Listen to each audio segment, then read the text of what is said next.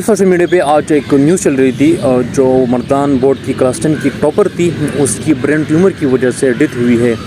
तो brain tumour है क्या चीज़, मैं 2-3 मिनट में उसको एक्सप्लेन करने की कोशिश करता हूँ। ब्रेन ट्यूमर एक ऐसी कंडीशन होती है जो कि हमारे ब्रेन के एक खास हिस्से की सेल्स एबनॉर्मली ग्रोथ करके एक एक्स्ट्रा मेज बना लेती है। ब्रेन हमारे स्कल के मौजूद एक कॉम्प्लेक्स ऑर्गन होता है जो हमारे वॉलंटरी और इनवॉलंटरी एक्टिविटीज़ को कंट्रोल करता है। तो बाज़ औक़ात अगर हमारे ब्रेन के किसी हिस्से की सेल्स एबनॉर्मली ग्रोथ करके अंदर से एक एक्स्ट्रा मेज बना लेता है जो अपने आसपास मौजूद टिश्यू से टकरा कर स्कल के अंदर प्रेशर क्रिएट कर देते हैं, जिसके नतीजे में पेशेंट में कुछ सिम्टम्स दिखाई देते हैं, जैसे कि सर में शदीद दर्द होना, वोमिटिंग आना, आई साइट कमज़ोर हो जाना, चीज़ें डबल नज़र आना, सुनने और बोलने में मसला होना, बॉडी बैलेंस डिस्टर्ब होना या जिस्म का कोई हिस्सा सुन हो जाना या फिर एपिलेप्सी यानी मिर्गी के दौरे पड़ना वगैरह शामिल है। ये तमाम सिम्टम्स ब्रेन ट्यूमर के पेशेंट में इनिशियल स्टेज में ये अपीयर होते हैं। ट्यूमर या कैंसर सेल में मौजूद डीएनए की म्यूटेशन की वजह से होता है। इसकी बहुत सारी कॉजेज हो सकती है, जैसा कि कुछ लोग स्ट्रॉन्ग रेडिएशन वाली जगहों पे काम करते हैं जहाँ पे एक्सरेज और अल्ट्रा वाइट रेडिएशन उनकी बॉडी को हिट कर रही होती है, जिसकी वजह से रेडिएशन डीएनए में म्यूटेशन कॉज करती है और इस म्यूटेशन के नतीजे में सेल्स एबनॉर्मली ग्रोथ करने लगते हैं। इसके अलावा कुछ लोगों में जेनेटिक डिफेक्ट की वजह से भी ट्यूमर या कैंसर होने के चांसेस रहते हैं।